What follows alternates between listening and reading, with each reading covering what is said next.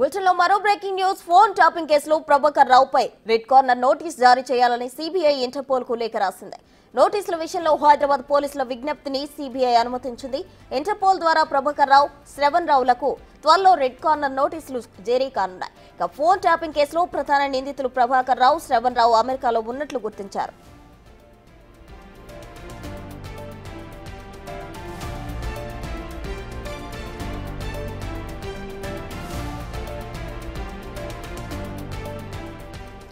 Phone tapping కేసులో Prabhakar రావుపై red corner notice జారీ చేయాలని సిబిఐ ఇంటర్పోల్ కు లేఖ రాసింది.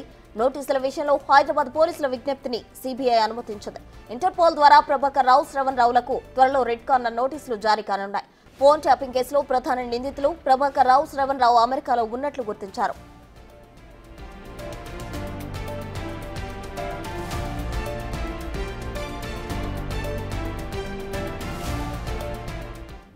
ఇదే అంశానికి సంబంధించి మరింత సమాచారం మా ప్రతినిధి రానా ప్రతాప్ అందిస్తారు.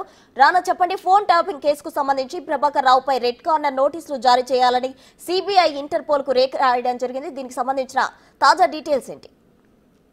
ఫోన్ ట్యాపింగ్ కేసులో ప్రధాన నిందితుడిగా ప్రభాకర్ రావు ఉన్నాడు కాబట్టి ఆయనని అరెస్ట్ చేస్తే గానీ, ఆయనని దేశానికి తీసుకొస్తే గానీ ఈ యొక్క కేసులో చిక్కుముడి వీడదు అనేది కూడా పోలీసులు భావిస్తున్నారు. ఎందుకంటే ఇప్పటికే ఈ కేసులో అనేక మందిని కూడా అరెస్ట్ చేశారు, జైలుకు కూడా పంపించారు, అనేక ఆధారాలు కూడా వారు సేకరించారు. కాబట్టి వాళ్ళు ఇచ్చినటువంటి కన్ఫెషన్ స్టేట్మెంట్ లో కూడా ప్రభాకర్ రావు పేరు అనేది చాలా స్పష్టంగా చెప్పారు.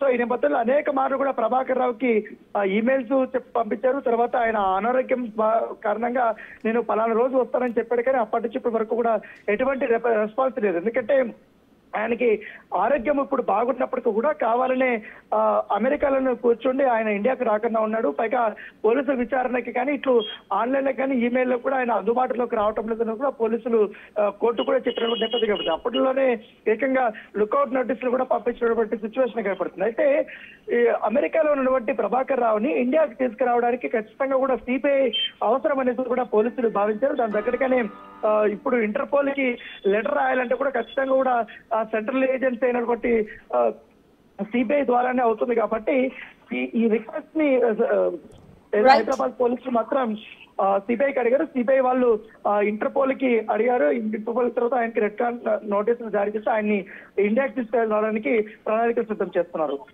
Thank you Rana.